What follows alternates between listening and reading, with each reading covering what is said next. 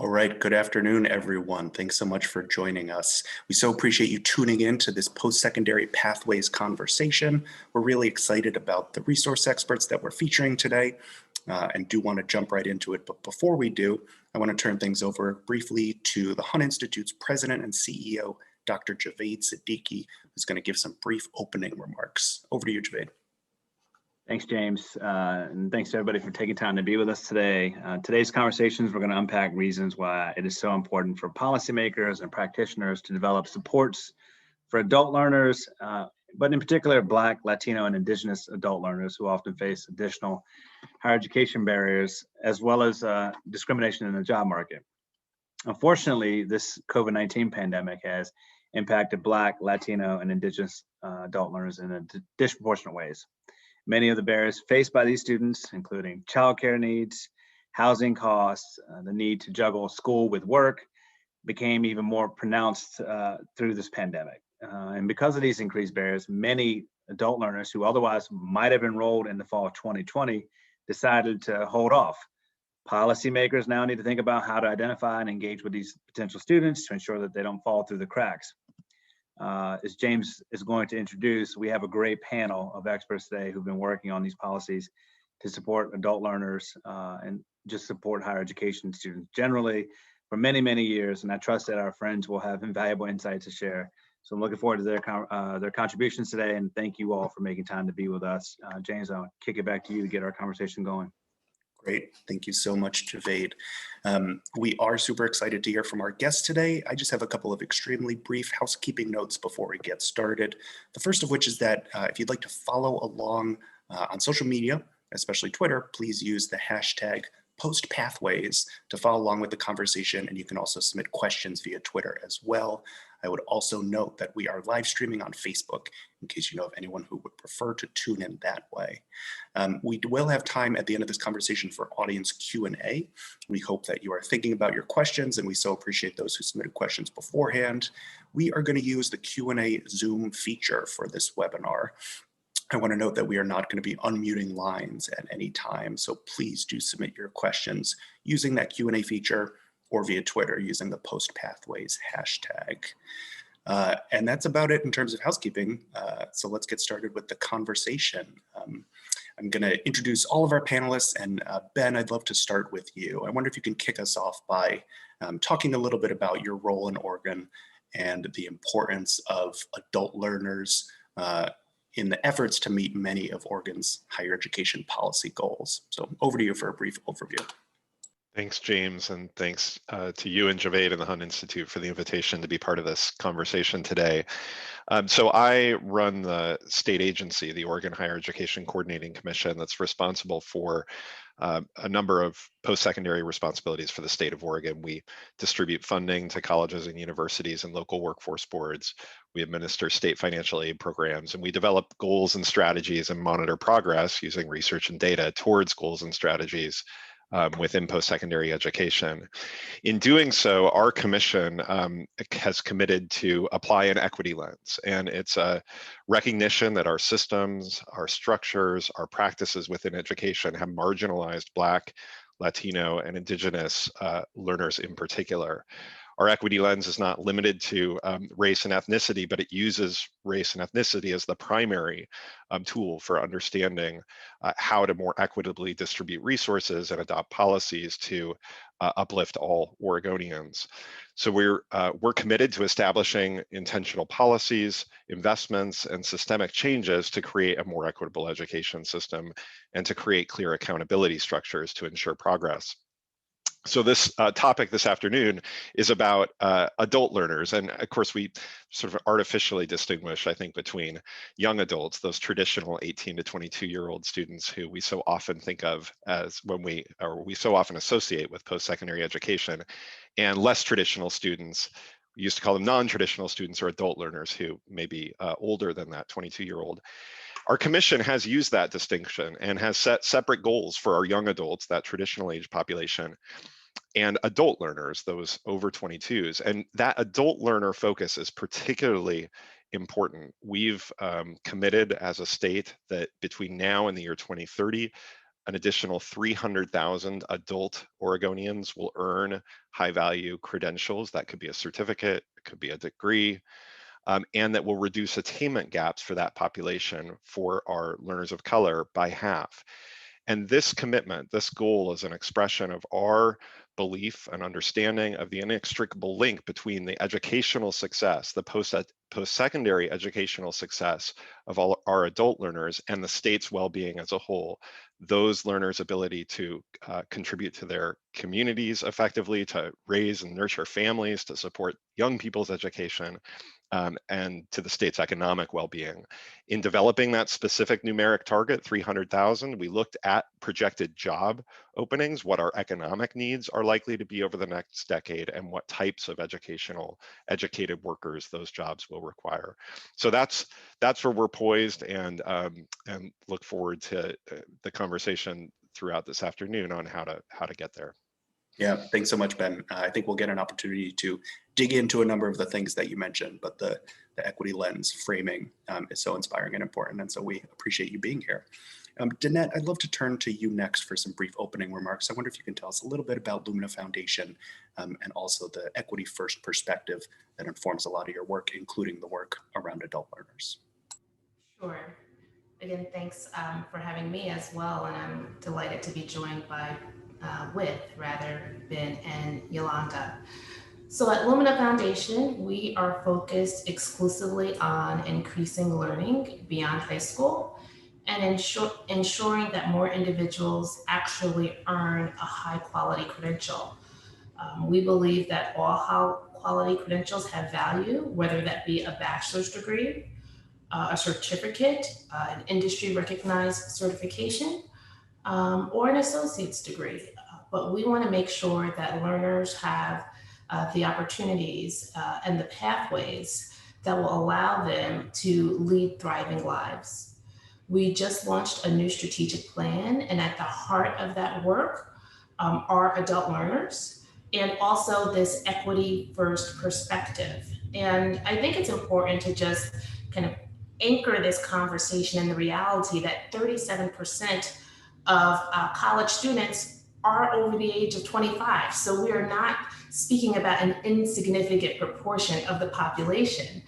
Yet too much of our policymaking is still based upon what is no longer a reality, and that is that the vast majority of students are coming directly from high school. So I think that recentering is incredibly important. And then of those students that are over 25, 1 in 5 college students are also parents. So it's also important to look at the intersectionality of all of these aspects of our students' lives. We lean into racial equity and justice as we're thinking about everything. So adult learners are an important focus of our work. Adult learners of color in particular are a focus of our work. And we have some strategies that we put in place to help respond to the needs of this important population. And we do our work by working and collaborating with partners like Ben and Yolanda and the organizations that they lead to help students get those opportunities and those credentials that we know are going to make a difference in their own lives, but also for our economy and our society. Thank you so much, Danette. Wonderful overview, and we're looking forward to hearing more from you and some more takeaways from your work with Lumina. And last but certainly not least, Yolanda, would love for you to give us some opening remarks, talk a little bit more about Complete College America. And I know that adult learner engagement is a pillar of your work at CCA, so I'd love for you to draw a few connections between your organizational goals and supporting adult learners. Sure, thank you so much, James. At CCA, we really have focused on what happens at the institutional level and at the state level. So we talk about that in terms of policy at the state level. So we have an alliance of 47 states, systems, and we're basically working with them in terms of what their policy and advocacy agendas look like. We create reports and provide data back to states that will help them to define and refine their policies.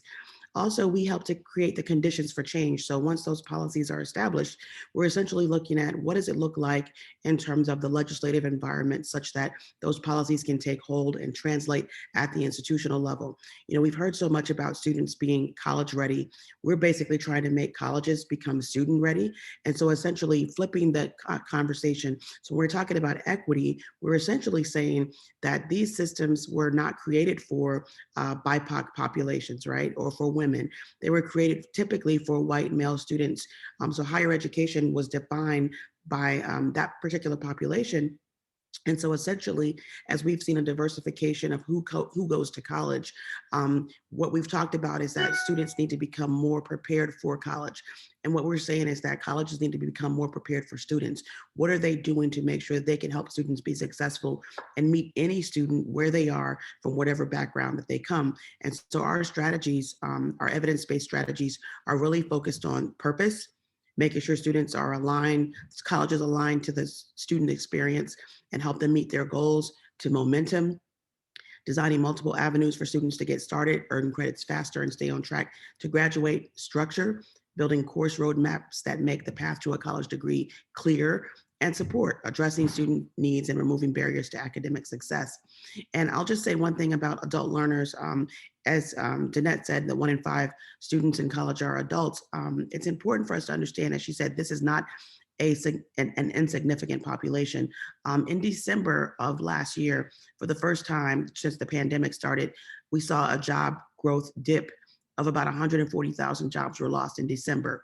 The data did not tell us, though, well, the media did not tell us, but the data did, that most of those jobs were women.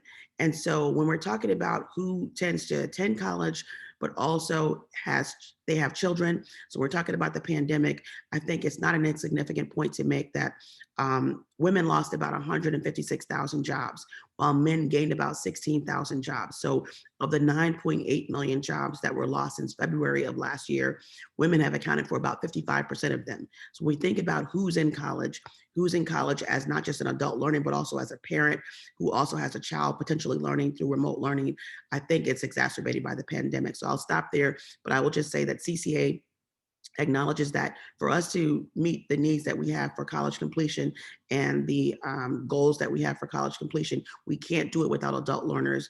And because most of those people have children, it's going to be particularly important for us to acknowledge what their roles are. Thank you so much, Yolanda. We've already got a couple of creative reframings of traditional narratives, and y'all are already digging in on the intersectionality of need in a couple different ways, which makes me very excited for this conversation to come. And I know we had at least one pre-submitted question about the particular needs of parenting students. So it's great that you all are already starting to weave that in, and I hope you will continue to do so. I'm going to ask an opening question of each of the panelists. Before I do, I apologize. I neglected to mention one housekeeping note, which is that captioning services are available for this webinar. If you would like to access them, hit the More button and then show subtitle. And I do apologize for not mentioning that at the top of the hour. So let's go into the opening questions. Ben, the first one is coming your way, and it's about the fact that I know shortly before the pandemic hit, your team worked with a group of researchers to develop a report that kind of unpacked some of the barriers faced by adult learners in Oregon. I'd imagine that the conclusions of that report in many ways became even more pressing and even more relevant after the pandemic hit and made some of these challenges even greater. So I wonder if you could talk about how you've thought about kind of what you learned from that report and how that might have shifted as a result of the pandemic. Sure, thanks, James. Let me just start by noting what has occurred as a result of the pandemic. Our enrollment in Oregon public universities and community colleges this fall was down 4% and 23% respectively by those two sectors. That represents about 30,000 missing, quote unquote, students. And those are disproportionately BIPOC students and adult students. So the pandemic has had an enormous impact. Oregon is a sort of smallish state, we represent about 1% of the nation's total population. So you can extrapolate that, because the Oregon experience this fall is similar to many other states with respect to enrollment declines. The reasons for that decline, particularly among adult students, are multiple, right? They face multiple challenges as a result of the pandemic, including in some cases the fact that online or remote learning may not be as inclusive for them, or as supportive of their learning needs, including childcare, including job loss. And underlying, I think, many of these circumstances are just the basic fact of economic insecurity that the pandemic has exacerbated. So you asked about our research pre-pandemic of adult learners of color, and it emphasized over and over again these economic challenges, the economic fragility that adult learners of color already face, then exacerbated by a pandemic that for example, within the hospitality industry in Oregon, has cut our employment ranks by 30%, even after the summer bounce back. So it was, of course, completely shut down in April, May, but our data shows us that even by the summer, fall, we were down 30% within the hospitality industry. And that industry is where, among other places, BIPOC learners are disproportionately concentrated, overrepresented in that industry, and low-income workers and learners are disproportionately overrepresented in that sector. So these are cascading challenges. We're taking some steps as a state to try to address those issues and those learners, including, for example, creating much greater flexibility in how we administer state financial aid, no longer necessarily requiring continuous enrollment, no longer requiring necessarily half-time enrollment for certain programs that have required that in the past. We're working with our governor to take some of the governor's discretionary funding received under the stimulus acts that Congress has passed last year to create additional emergency grants, particularly for those students who may not have qualified for the federal grant because of documentation status. We are beefing up our child care grant program to support additional students. We've long had a state-funded child care program for students, post-secondary students. It comes nowhere close to meeting the need. And so we're, again, attempting to direct additional resources into that. And finally, the final thing I'll mention is that with the support from the Lumina Foundation through our Talent, Innovation, and Equity grant, we've built on the research that we've conducted, looking at the experience of the pandemic, and created a toolkit for institutions of higher education, for community organizations to use to re-engage or engage adult learners specifically. So messaging, materials, marketing designed to address the types of issues that adult learners face and sort of meet them where they're at with strategies and messages to connect them with post-secondary education. Thanks for sharing all that you're doing in Oregon, Ben. It sounds like a lot of exciting and innovative ways that you're trying to pivot and help these students during this difficult time.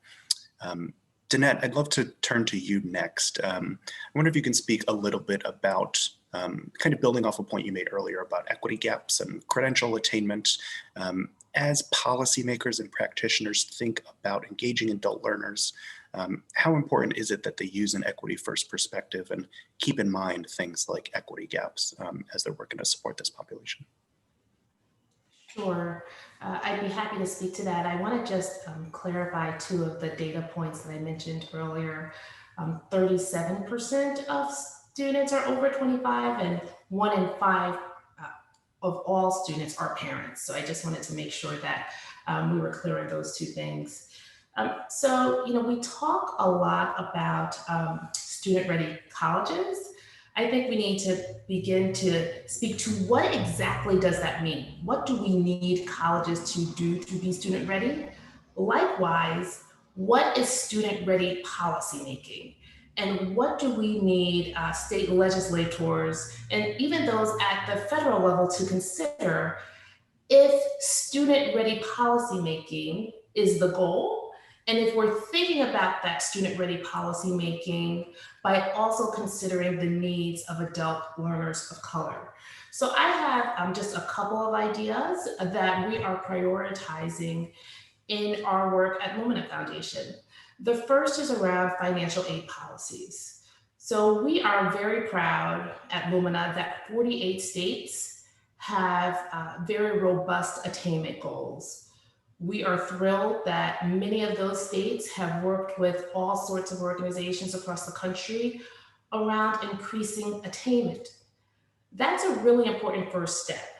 The next step, though, is looking at the policy infrastructure that lays beneath those attainment goals to see if those policies really support credential outcomes for all learners, including adults. What you might find is that 26 states still have very robust merit aid programs. And we know that for the most part, merit aid programs do not favor adult learners. Many of them have clauses that in order for students to be eligible, they have to be recent high school graduates. Many of those merit aid programs also have conditions that students cannot be out of high school for X number of years in order to be considered. So we really think that in order for adults to be not a afterthought, but a main thought, every single state has to look at its financial aid programs to see whether or not adults are eligible and whether or not there are ample funds eligible for adults, which take into consideration all those important student supports that we know adults who lead complex lives need. The second thing that we're encouraging states to take a look at are their funding policies and their funding formulas. I mentioned in my opening remarks that at Lumina, we support all high quality credentials, including short-term credentials. But in many states, the funding formulas or the funding policies do not support students in achieving all of those short-term credentials that we know lead to very positive career outcomes. And so there needs to be a rethinking of that. Also, a rethinking of the funding policies in terms of which institutions are receiving the lion's share of the funding. So we know that adults are much more likely to attend community colleges and regional comprehensive four-year institutions. We also know, quite frankly, that adults are attending for-profit institutions. Why is that? Can we rethink those funding policies so that ample funding is going to those public institutions where we know adults who have significant financial need are most represented? And to that point about need, we also know that adult learners are twice as likely to have considerable student loan debt than other students. And the final point that I want to think about in terms of both student-ready policymaking, but also student-ready colleges, is this idea of flexible pathways. It's something we've been speaking a lot about for many years. One of the things that we've said about flexible pathways is stackable credentials, right? But stackable credentials requires the student to proactively and with great fortitude make sure that the last credential that they've earned is able to lead into, in a meaningful way, the next credential along their route to something else. And it's really up to the institution's discretion as to whether or not that happens. What we're doing now at Lumina Credential is kind of flipping that and saying, we want a credential as you go option. We want for policymakers and institutional leaders to actually embed within associate degrees and within bachelor's degrees, embed a short-term industry recognized certification, embed a certificate. So along the way, learners, and particularly adult learners, have something, an important high quality credential that has great meaning. And I actually think that that should be considered as a solution to the pandemic induced recession, right? If we can get more adults of color getting certificates that meet labor market needs, that's a win for the individual and also a win for the state. Thank you so much, Danette. So helpful, and so many things that I'd imagine our attendees are eager to dig in on, including reviewing both student aid and institutional funding policies with some of the perspectives that you just shared. I'm gonna ask this next question quite quickly because a train is coming. Yolanda, I wonder if you could share some best practices from some of the member organizations and institutions that CCA has worked with when it comes to supporting adult learners of color. Sure, thank you. And I'm glad we averted the train. So I would say there are a couple of things. One, in terms of students, colleges never really shut down during the pandemic. And yet, unfortunately, there were folks who weren't really clear how to connect with their colleges. So we had some institutions that even told us they still had analog lines as opposed to digital in terms of their phones. So if a student called the college, if they left a voicemail message, it literally went to a voicemail on the campus, and folks who were working remotely could not hear from their students. So I would say the best way to communicate, first of all, is to make sure you have systems, and that's a funding issue, but make sure there are systems that are in place where voicemail is in the cloud, and you can, you have rosters and you know how to connect with students. We talk about student support and engagement regularly, but I think during a pandemic, that is particularly important, especially because we need to ensure that the purpose first connection. So why are you in college, and the connection to jobs. So Jeanette talked about those sort of stackable credentials and making sure people can earn as they go in terms of credentials, but why are they there, right? So if it's not already embedded in policy, creating pathways such that students understand the value proposition of being in college. And while you're in a pandemic, what's interesting is that, you don't have the long lines you have to wait in as a student, right? So this is a time where we want support systems to be relational to students in general, but during the pandemic, people need that more. We need human connection and support. So reaching out and being engaging to students is the most important thing you can do right now, and helping them understand the value of college. While people are at home, if they've lost a job, if they have students at home, if they're a parent learner, understanding why am I in college in the first place is going to be a very important key component of what you communicate to those folks, to help them understand what the value is, not just in the long run. So again, if you're in a 4-year degree, you don't really see the pathway if you're in the first year in college right now, especially if you've lost your job, right? But if next year you could actually earn an associate's degree on your path to that 4-year degree, or there's some sort of credential if you are in a nursing program that you could get your, LPN, before your RN, and that there's something you can do with that on the path to that, that's an important distinction. And so I think helping to redirect students toward what the steps are that they can take along the path to that long-term credential is important.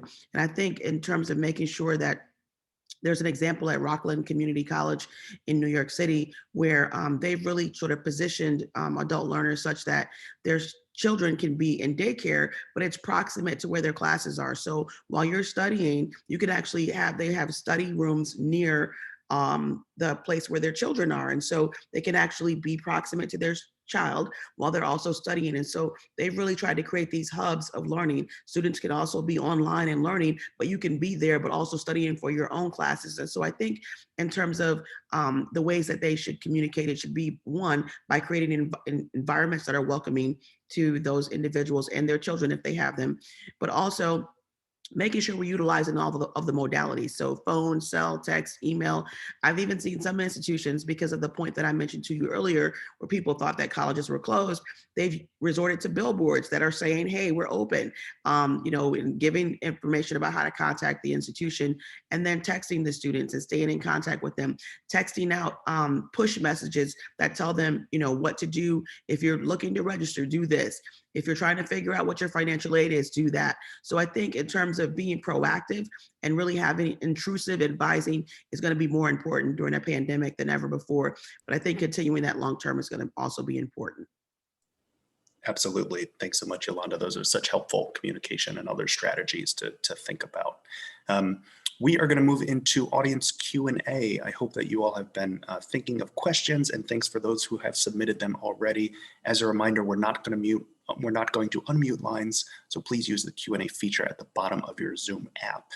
The first question is kind of a two-parter, and I would invite each of you to respond if you feel so moved. Christina Duncan sent in the chat a question about what is the biggest support or assistance that an institution can provide to parenting students. And the second part is something from Jaime Ramirez Mendoza from the Education Trust, who asked, how can universities and policymakers engage parenting students and incorporate their voices and perspectives in the development of policy solutions that may affect them? So both, what is the best way to support parenting adult learners, and also how can they be engaged in the policymaking process? Ben, I'll kick things over to you to respond first.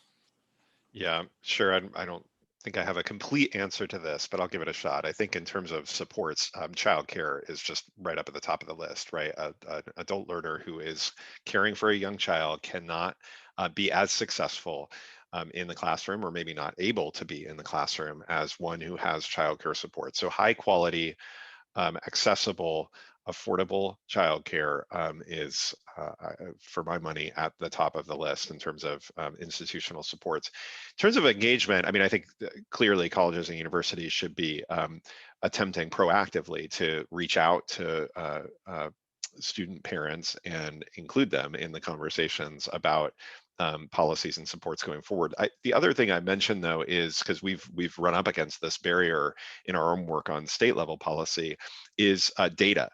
And I think encouraging and supporting our institutions to actually collect data about whether their students are parents. We don't have as firm an understanding of that, at least in Oregon today, from our institutions as we would like, in order for them and for us to be able to deploy effective policies and supports to reach that population.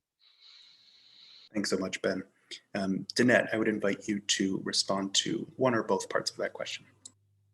Yes, I actually don't have much to add to Ben's response, because my answer was going to be, in order to know what student parents need, we need to ask student parents what they need and of what would help them in terms of their own learning experience. Because another really interesting data point that I think most people maybe aren't aware of is that student parents actually often have better academic outcomes than non-student parents, particularly in certain settings. There are some good reports out there by the Institute for Women's Policy Research that speaks to this. So I think that student parents need what we all need as parents. They need to know that their children are in kind of good, safe care while they are working or while they are learning.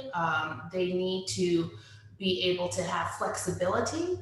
And I think that some institutions have used the pandemic as a way to innovate and to do so perhaps more quickly than they otherwise would have.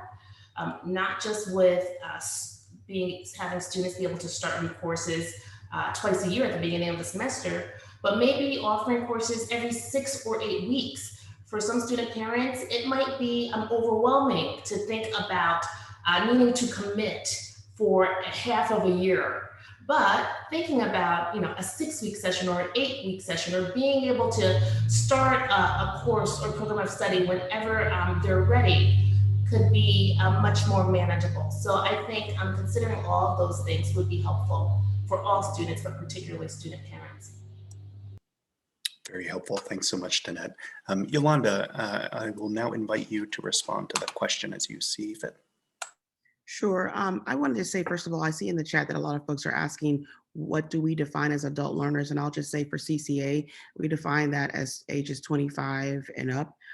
So those, yes, 18 is considered an adult, but we don't consider it, we look at that as a traditional age learner in terms of somebody coming straight out of high school, and 25 and up being an adult learner. But to your question in terms of how we help to support them, what adult learners need. First of all, I would say is coaching.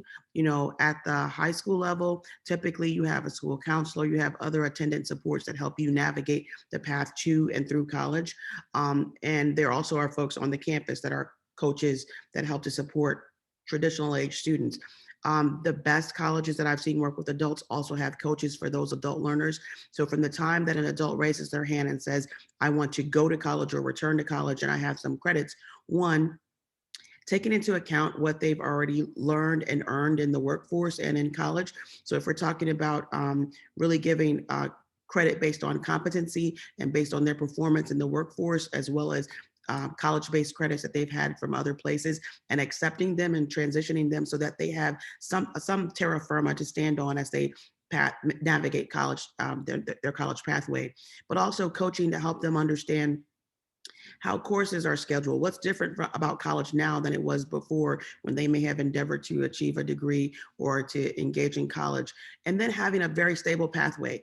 You know, at Complete College America, we believe in, we talk about a lot of choice in college, but at the end of the day, most students, and whether they're a traditional age student or an adult learner, the choice is actually overwhelming for them. And so if you tell them, if you're trying to get a degree in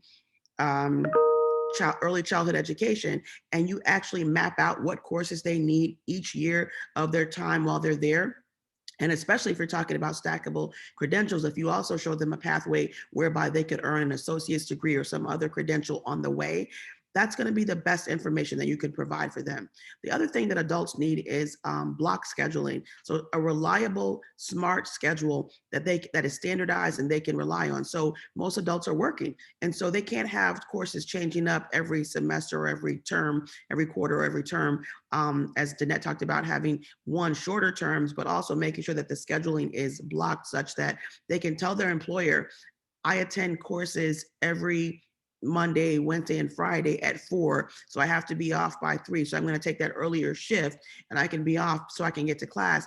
If that happens every successive term, they can, sort of mark their stamp on that, and they know that they have that. Lastly, I would say that we talked about childcare.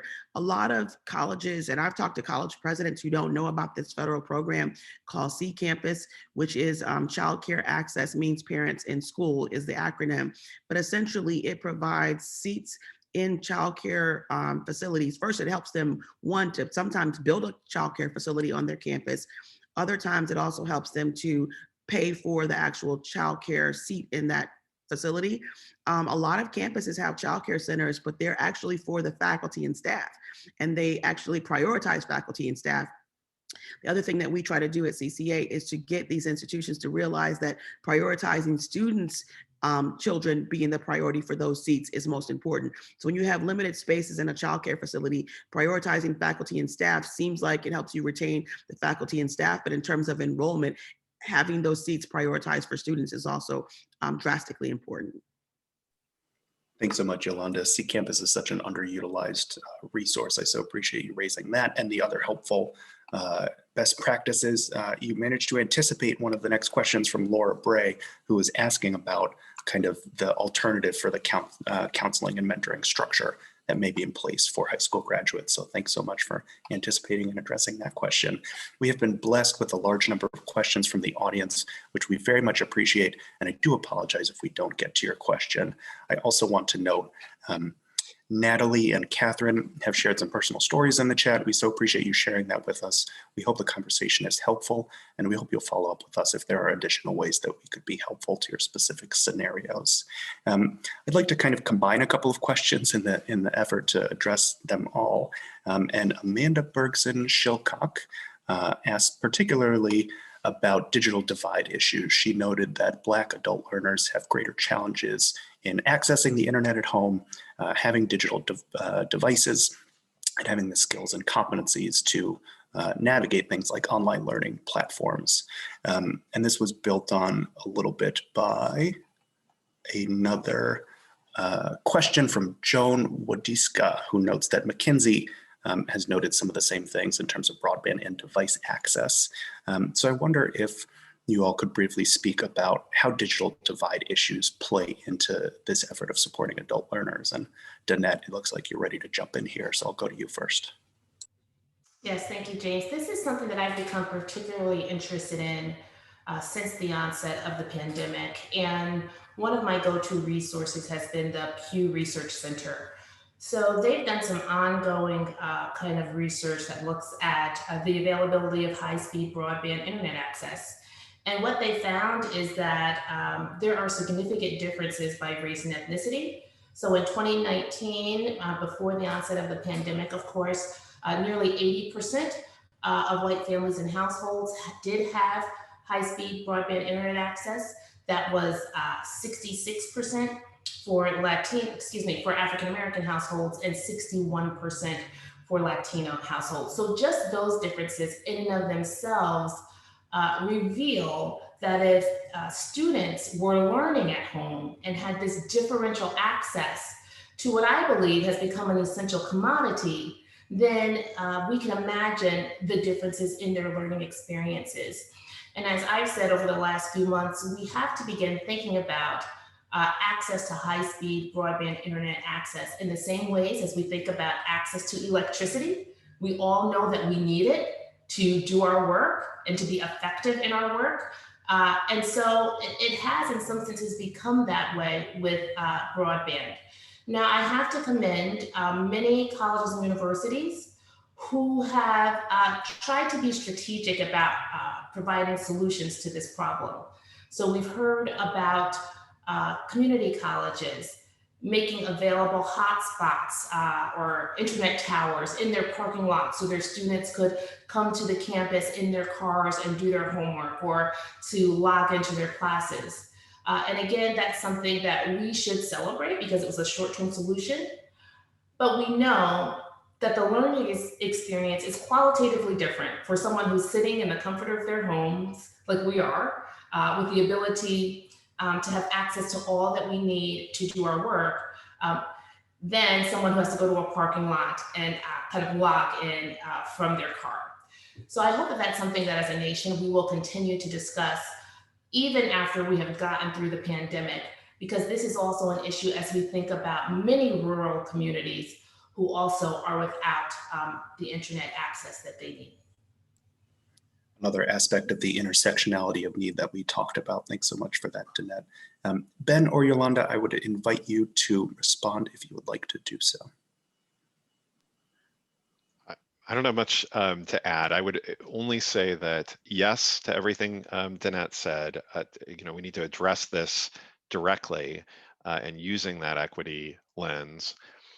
And we should not assume that access, even equitable access to broadband, is sufficient for achieving equitable outcomes in post-secondary education. It may not be the case that every student can succeed as comfortably and as well through distance education. I worry somewhat that in this pandemic and in the necessary turn to distance and remote education, we lose sight of the importance and the value of in-person connections, the difficulty of replicating that online.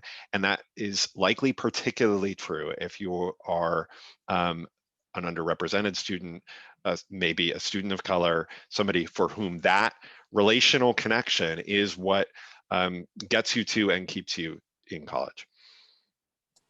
Thanks, Ben. Very helpful. Yolanda, anything to add?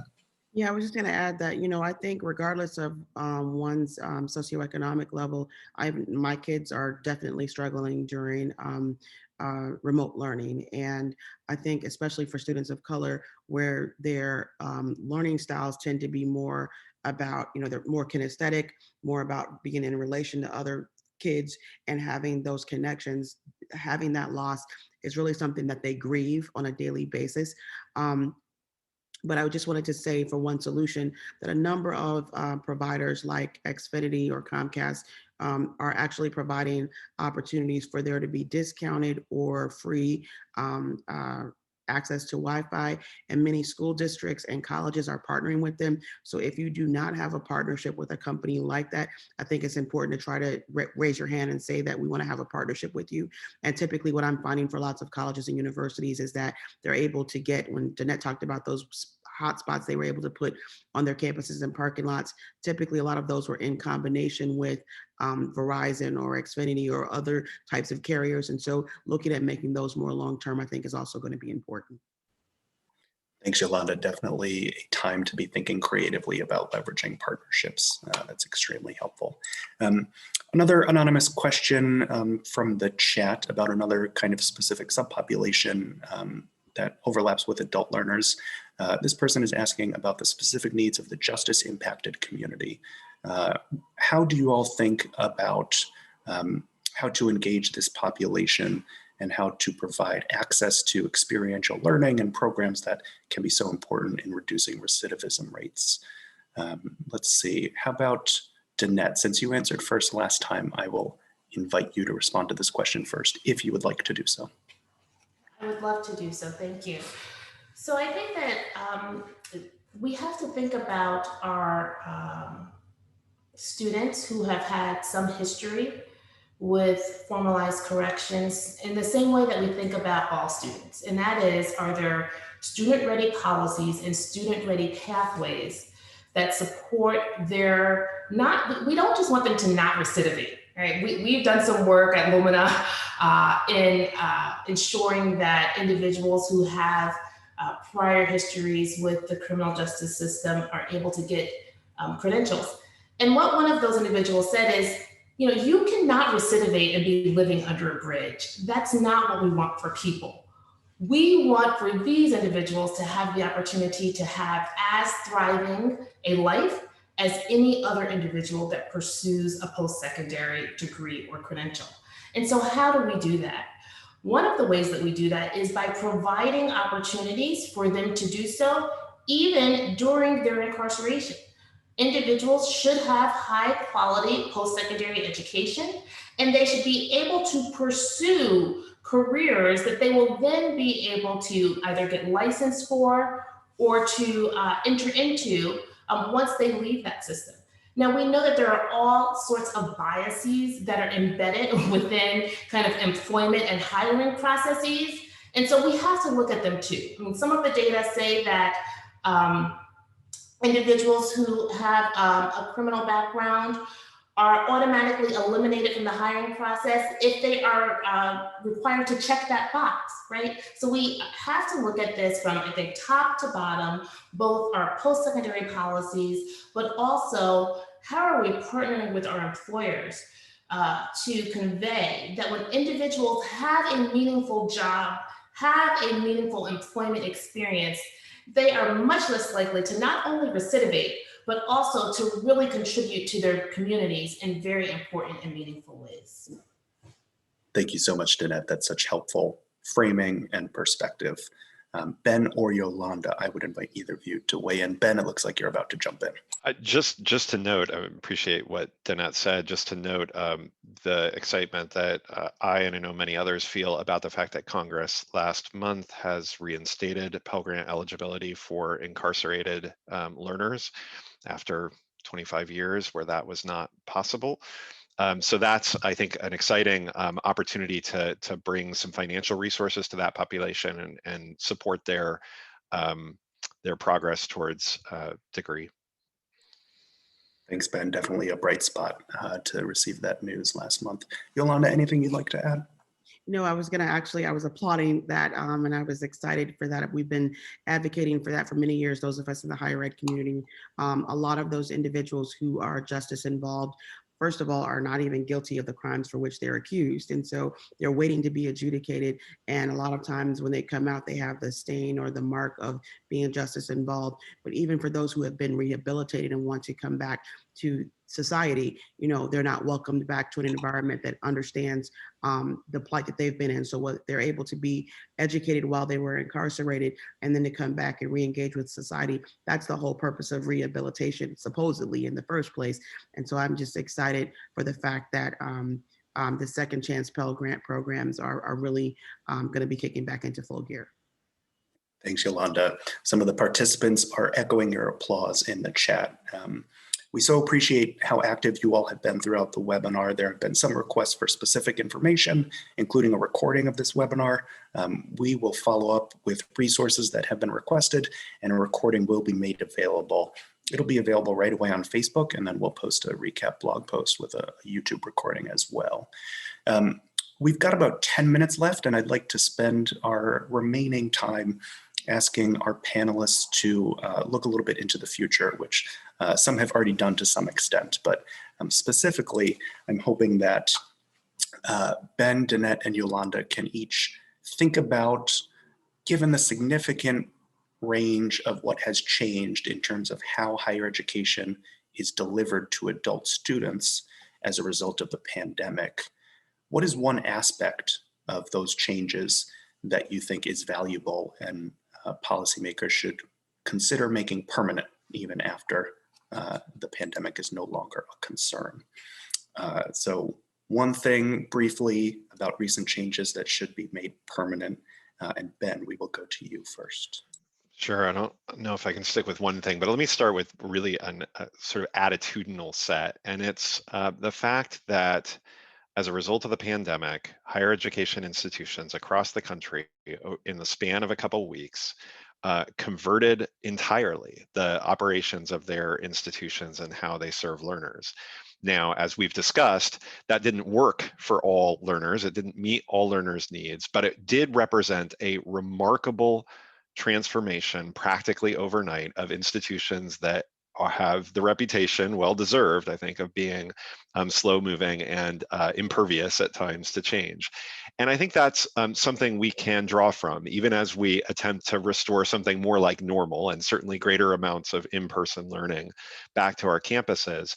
I think we can look to our leadership, our institutional leadership, and say, you did the impossible in 2 weeks. And as a result, no barrier a student faces, an adult student faces, of scheduling, of childcare, of accessing your classrooms, your materials, your faculty and advisors. No barrier is one that we can't somehow together figure out how to meet. Maybe not in 2 weeks, but you've done the impossible before. We can figure out how to do it again. I expect that there will be a lot more that we keep with respect especially to online and distance learning, with respect to greater levels of access to technology, broadband, with respect to, getting a slot in a course that is only available online and maybe through another institution, and we figure out how to direct the student there. But I really think it's at that level of sort of values and attitudes that I hope we are able to draw on the experience of last year. Thanks, Ben. I love that series of collective purpose and action that we can carry going forward. Danette, I'd love for you to respond to the same question, please. Yes, thank you. So James, I've already mentioned the two things that I hope that we will carry forward. Those are considering greater flexibility in terms of how courses are scheduled, how opportunities to engage in programs are scheduled. So maybe not once a semester or quarter do things get started, but really looking at those shorter time frames. And then the other is continuing to explore what we can do to expand the high-speed broadband internet access. There are some things, though, that I hope we will contemplate and consider that I don't think we've fully grappled with as a community when it comes to well-serving adult students. One of those things is, how can we look at all of the assets that our adult learners bring and build upon those assets, instead of, I think we sometimes look at all the reasons why it's hard or difficult to serve adult learners. And I think that what we know is that these students are incredibly resilient. They've had to be. I also think that we should consider cultural relevancy of the programmatic offerings as we think about adult learners of color.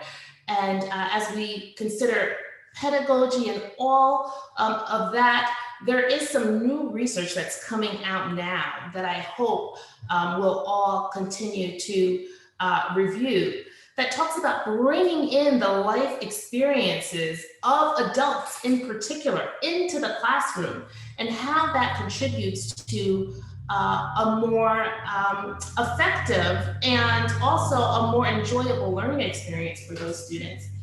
And then finally, we spoke about this a bit earlier, but how can we make the learning relevant? So how can you connect as early as possible into the program the relevancy of the learning to career and employment outcomes?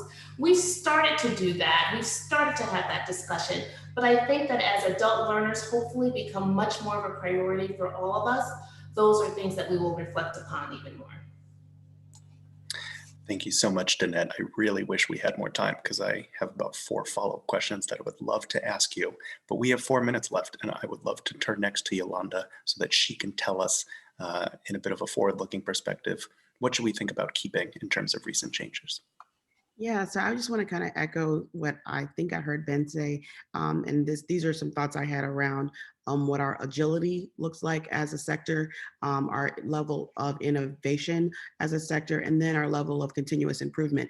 So as we started to see enrollments decline, and we know completion and enrollments are sort of uh, uh, mutually enforcing indicators, right? And so as we saw enrollment decline, we thought, oh, wow, that's going to impact our attainment or completion rates. And so institutions did Herculean type things in order to get more students to think about college, to come to college, and then to support them. And if we kept that mindset, as I talked about, CCA's goal and role is to help these institutions to become more student ready and student centered.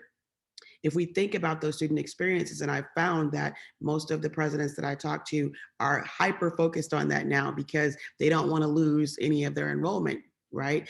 And if they have lost it, they want to sort of regain those enrollment numbers. Keeping that mindset throughout, and I hope that persists, because I think that's been something that we've been trying to help make this sector shift toward. And it's really been about preserving the institution and the mindset of the institution, and less about meeting students where they are. And so as you think now, what the pandemic has laid bare are the circumstances of students, that many of them are have unstable housing. They have food insecurities. They have children at home who also are living under those circumstances. They may have multiple employers. All of those things now are laid bare, but what are you going to do about it? And I think the pandemic has forced institutions to create solutions. And so they've become more solution oriented, as opposed to presuming that some other social sector will fill in the gap. And so institutions have understood that they need to more vertically integrate systems and structures and supports to help those students. And so I hope and pray that that continues and persists post-pandemic. Thank you so much, Yolanda. What a terrific combination of both kind of action items as well as mindsets and perspectives that we can think about how to best carry forward to continue to support adult learners. We so appreciate you all being with us today. Enormous thank you to our 3 panelists, Ben, Danette, and Yolanda. We are blessed to have your experience and perspective, and we so appreciate you taking the time to be with us today. That gratitude is extended to the audience as well. Thanks for spending time with us. I have a couple of really brief housekeeping notes. One is that you'll get a survey after this webinar. We hope you'll take a minute to give us some feedback because we take it quite seriously. I also wanted to let you know of some upcoming webinar programming that we will be hosting here at the Hunt Institute. My colleague Kyle has dropped a link in the chat to our webinar that we are doing this Thursday. It's a conversation on innovation in education, and it should be a great conversation. I'll also mention that we have all of these listed at our upcoming webinars section of our website. Then next week on Tuesday, we've got a terrific webinar in our early effort series, takeaways from findings from a recent study at Harvard. And then on Thursday, the latest in our race and education series, which will focus on the intersections between racism and gender in education policy. Thanks so much for being with us today. Please look out for the recap blog post, which will include a recording. And we hope that you won't hesitate to follow up with me or any of my colleagues at the Hunt Institute if there's any way that we can be helpful in carrying some of this information forward and helping it inform your work. And with that, we are at time. So thanks so much for tuning in. Thanks to the panelists. And we hope to see you again on a Hunt Institute webinar shortly.